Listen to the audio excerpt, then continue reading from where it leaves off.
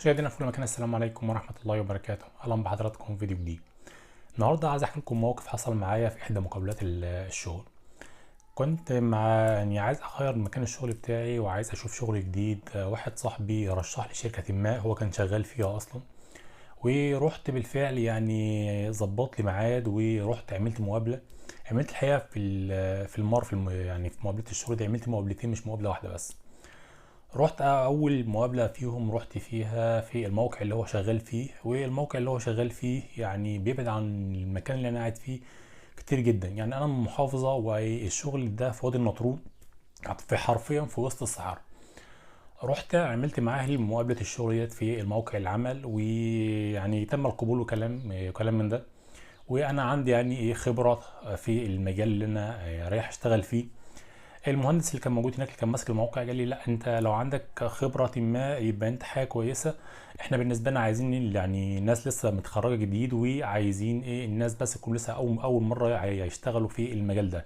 انت بالنسبة لك عندك خبرة، لا انت روح الموقع الرئيسي بتاع الشركة اللي هو في القرية الذكية، وروح برضو اعمل مقابلة شغل هناك كمان، ويمكن تشتغل في الموقع وتشتغل حاجة تكون احسن او حاجة تكون افضل على مرتب يكون افضل. بالفعل خدت نفسي ورحت برضو في القرية الذكية ورحت عملت مقابلة شغل. الكلام ده خلي بالكم في الكلام، انا من محافظة ورايح محافظة تانية خالص، المكان ما نعرفوش ودرجة حرارة ما يعلم بها الا ربنا. ورايح على امل يكون فيه فرصة عمل في الشركة دي. والشركة شركة كويسة جدا، مش شركة هينة، لا ده شركة استثمار كويس جدا في مصر، وليها كذا فرع على مستوى الشرق الاوسط. ورايح انا كان واحد جديد وعايز اشتغل في المجال اللي انا شغال فيه، ورايح اعمل مقابله شغل. رحت بالفعل، رحت القريه الذكيه ورحت عملت فيها مقابله الشغل هناك، وقعدنا انا رحت مريح من الصبح. طبعا طالع برضو من بيتنا بقى من الفجر وراكب القطر وبنركب بعديها للقريه الذكيه.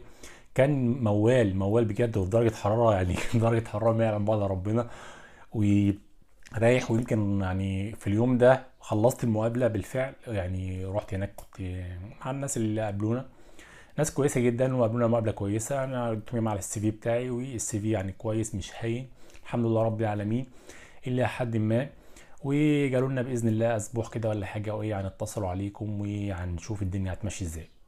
قلت لهم كويس جدا، خلاص كده تمام التمام. خدت نفسي وروحت، يمكن مروح في اليوم ده يمكن على الساعة 10 الساعة 12 بالليل من المكان ده، لان احنا كنا عدد كبير جدا من المهندسين اللي في المكان وكانوا المطلوبين. والسي في بتاعي كويس والله يا جماعه، انا مش بشكر في نفسي، انا الحمد لله رب العالمين